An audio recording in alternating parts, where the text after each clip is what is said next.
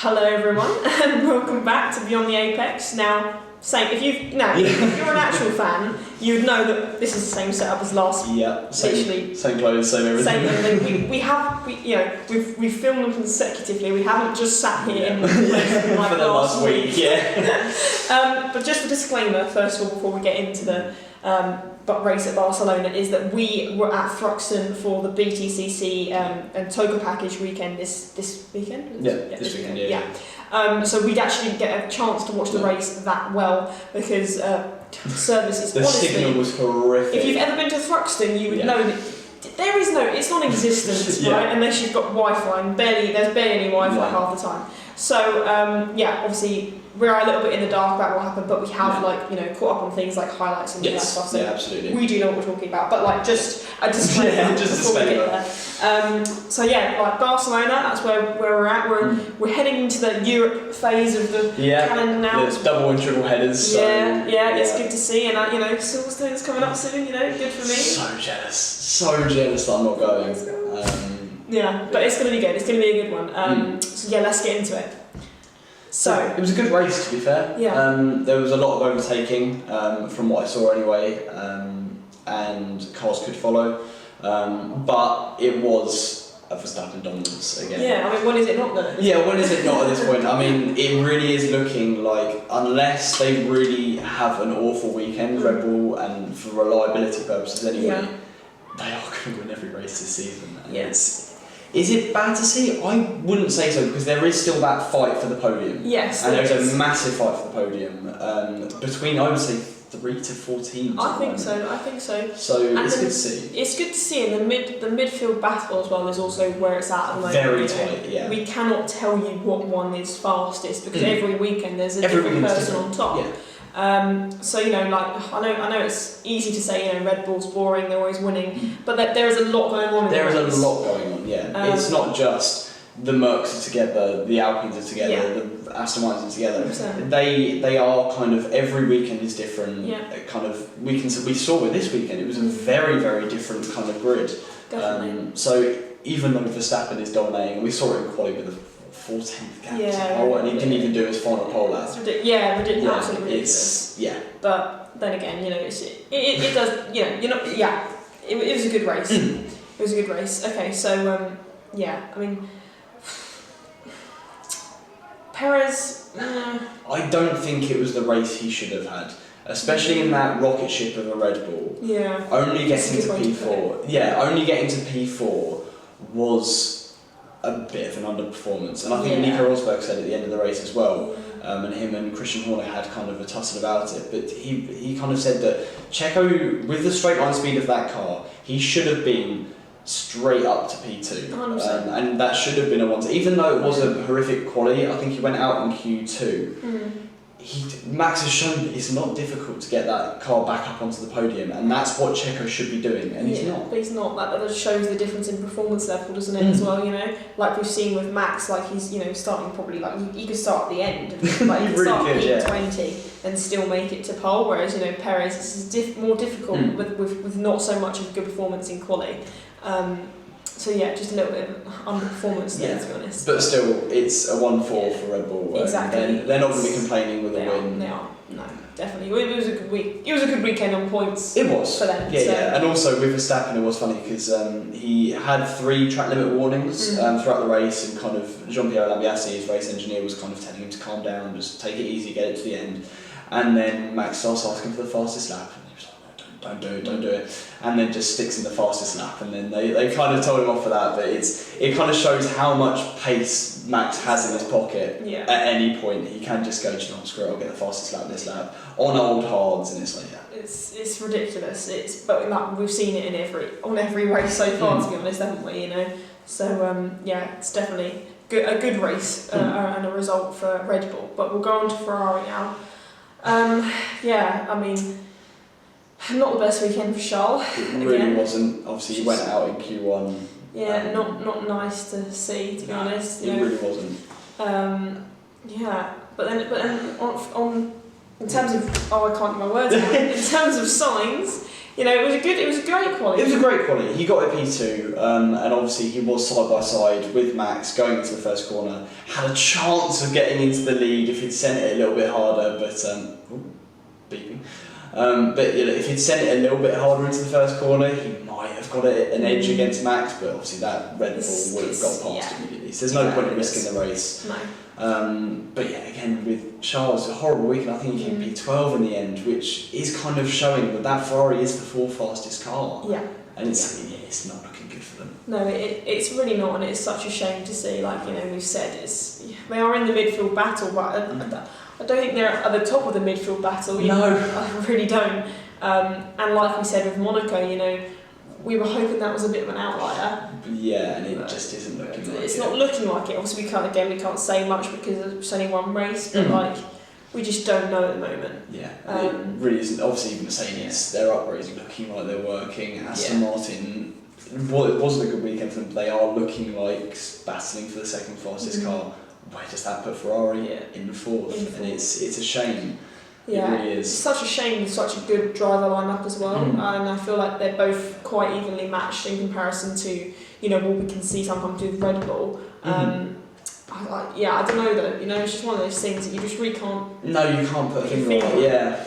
Yeah, but talking about upgrades for Mercedes, we'll go on to Mercedes now. I mean, they're clearly working as they were meant to. Yes, definitely. And it's good to see that. Obviously, like we said previously, bringing upgrades to Monaco is not something that really happens. No, you can't see the effect of the upgrades at all. No, and obviously they were supposed to bring them back in. They were supposed to bring them in at Imola, and obviously we didn't have Imola, so then they had to bring them in Monaco. And then we really just didn't know what was happening then, to be honest, if they were going to work or not in terms of a race circuit, like an actual circuit rather than a street circuit. But obviously it's clearly worked. They had pace. It was a good race for them. Yeah, it was a really, really good race. Obviously, they came 2-3. George fought his way up with an incredible drive from P11 or P12, I think, up to the podium, passing everyone in his way. Yeah. Obviously, had the funny moment where he thought his sweat was rain, which kind of caused all of the teams to go into frantic kind of scratching for the radars, and they were like, "What's happening?" It was a great race for George. And kind of showed that even though he had a bad quality, he can just storm in the race. Yeah. It was a really, really good race. Yeah, it was just really good to see him and see him on the podium again as well. Yeah, it's really good to watch.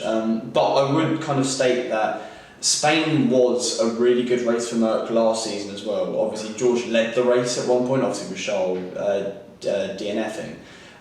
But they did have a really, really good Spanish Grand Prix last year, and that car in the end ended up being a boat. So we can't read too much into it. No. It's looking good for Mercedes, really, really looking good. Yeah. But I say give it a little bit of time before 100%. Kind of the hype train starts. Kind of like it's going to be Verstappen Hamilton for the title. Let's just give it a little bit of time before we kind of go to those. Definitely not there yet. No. So yeah, exactly. No, but a good race for them. A good race. Yeah, definitely. Okay, so Alpine now. I mean, yeah. It was good. It was good. Quali pace for Gasly was there. Fantastic. Obviously getting up to P4. Yeah, it was great. Obviously then again the penalties like that was 6 places back, wasn't it? Yeah, it was 2-3 places because he impeded a McLaren and a Ferrari. Yeah, I think was so. It McLaren? I can't tell. I can't remember. Yeah, he impeded 2 people and then 2 cars. Yeah, 6 places back, which. Such a shame because they had so much pace, Oh yeah. And but yeah, no, I mean that sort of put them behind for the race because they just can't make that up, But yeah. But at the same time, they did get points. They showed that their race pace was there for kind of 5th, 4th fastest car. Yeah. They showed great pace, especially when Pierre was fighting Charles. It was a good battle, showing that they do have kind of similar pace to Ferrari at the moment, which is the 4th fastest car.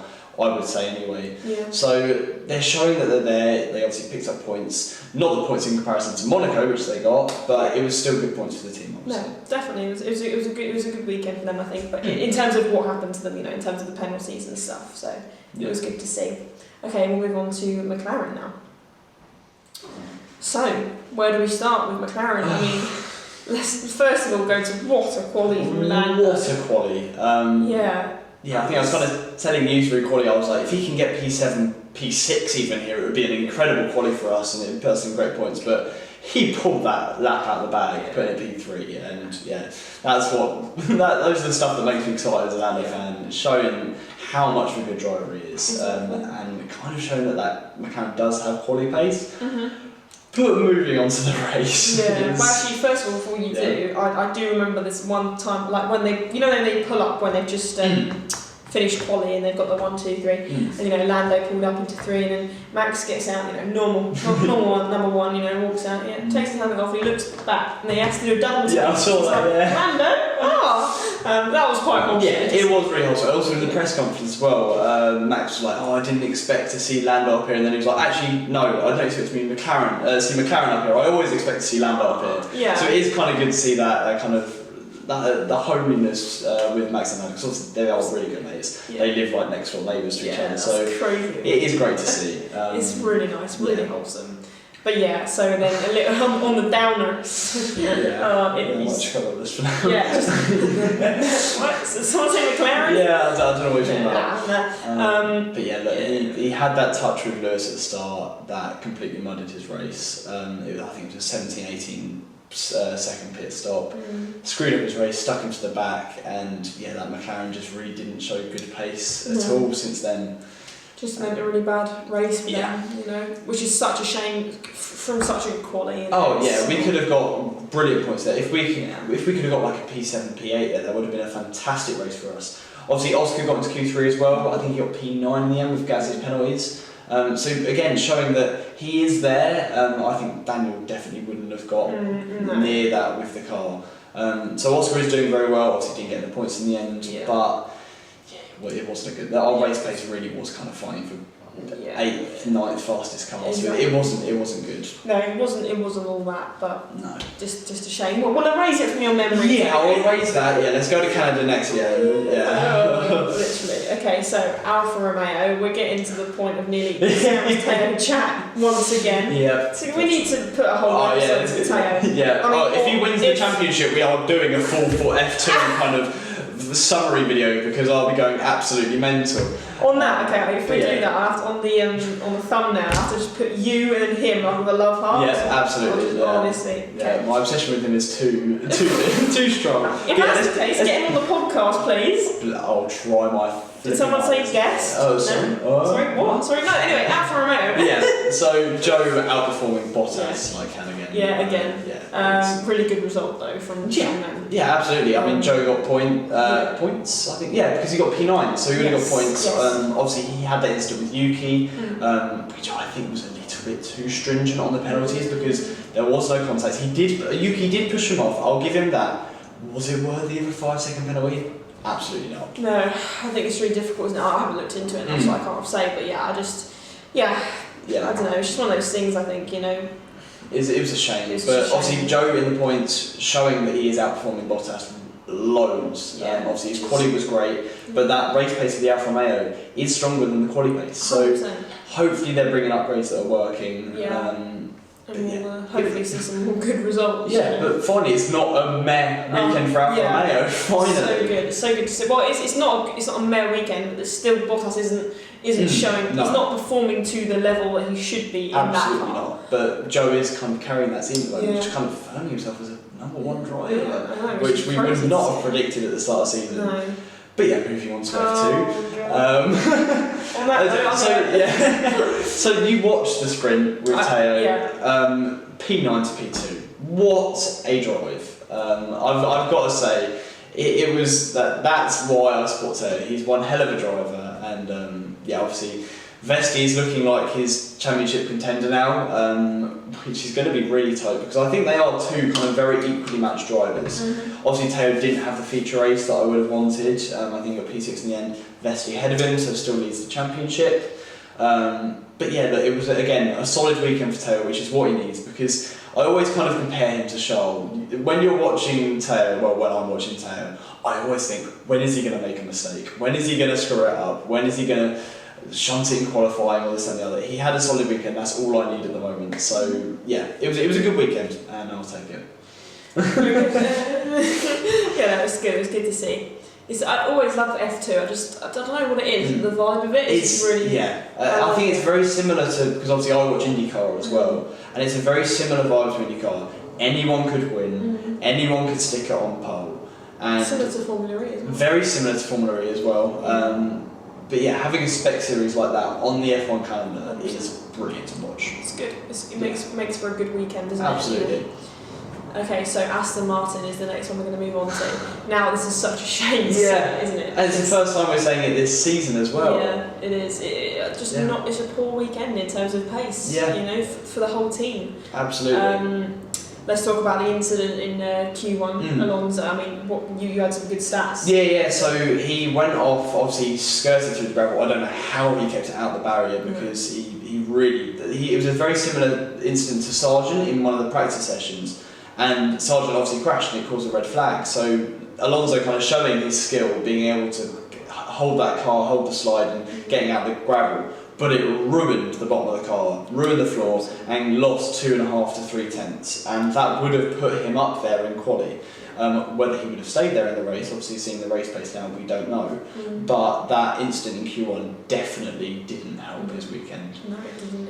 It really didn't. And like we said, the race pace just wasn't there. No. I mean, a good comeback for Stroll, but like I don't know though. It just wasn't there. And look, Stroll did have a great comeback weekend. Obviously, he had a horrific weekend in Monaco, so he needed it. Yeah, definitely. In terms of Monaco is a good comeback, but still not. It's not where he should be. No. And obviously, Stroll outperformed Alonso. I still wouldn't say he outscored him for sure. Yeah, but outperformed, I'm not sure. I think in terms of Alonso's incident, like the pace that he showed, even with that issue, was still strong. It just wasn't. It's a weekend to forget this season for Aston Martin. Yeah. Hopefully they will come back in Canada and be where they were in kind of Bahrain and Saudi. Yeah. Fingers crossed. But I mean, their strong performance throughout the whole season so far. This hopefully is just an anomaly. You know? Hopefully, and I think they've lost P2 in the constructors now as well to Merck. Obviously, Merck having a fantastic weekend. Yeah. But it is looking like it's going to be Aston Martin and Merck for that P2, which will be very interesting to watch. It'll be good to see the results from that, you know. Okay, so we'll move on to Haas. What a quali from Nico. Yeah. It was, getting into Q3, sticking, I think he stuck at P7 or P6. I remember seeing that, like a Haas, and I was just like, what? Yeah, where did that come from? Because obviously Magnussen was, I think he qualified P17 or P16. Obviously, he's still outperforming Kevin like hell, and Haas must be looking like, what would it have been if it was Hülkenberg and Schumacher in that team? Literally. Like, it would have been, so great that they brought him on. Yeah. Obviously, the race pace of that Haas is still not there, unfortunately. No, but like, it was a good weekend for them, I think, Yeah, it was a good weekend. But pace, maybe not so much, it's not going to show for the next few. What am I trying to say? I would say, look, the Haas are showing potential of being somewhat there, but their race pace is letting them down at the moment, and that potential is going to waste. Agreed. So it's a shame to see, but obviously they're not where they were in 2021 or anything like that. They are showing that they are in that fight for kind of 6th fastest, 7th fastest car with McLaren, AlphaTauri, and Williams. So it's good to see. So we'll move on to AlphaTauri. I mean, obviously with Yuki's incident, it was a massive shame. There was images of him after the race as well that he was just gutted because he had a great drive up until then. He would have got P9. Such a shame. It would have been, I think, his best result of the season. Obviously P9 in that dog of an AlphaTauri. 100%. So it was a shame, but penalty. It is what it is. And then obviously De Vries. I mean, we're seeing some improvements. We are seeing him kind of get there. Yeah, getting used to the car as well. I think at this point in time, and it's good to see. I mean, we're no longer saying a bad weekend from him.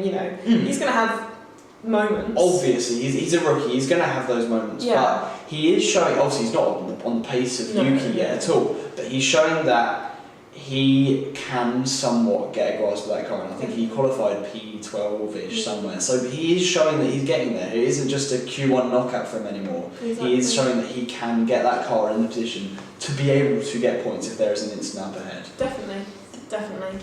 Okay, so finally we'll move on to Williams. Yeah, and I would say, moving from De Vries, who earlier in the season we were saying he's kind of going to be fighting for his drive. Yeah. I think Logan is going to be fighting for his drive this season, because there are rumours that Toto is kind of fighting for Mick to get Logan's seat for next season. Yeah, massively. He really wants Mick to get that Williams seat, and Toto wants Logan out of that seat. So I think Logan is going to have to be fighting for that seat. I can see that.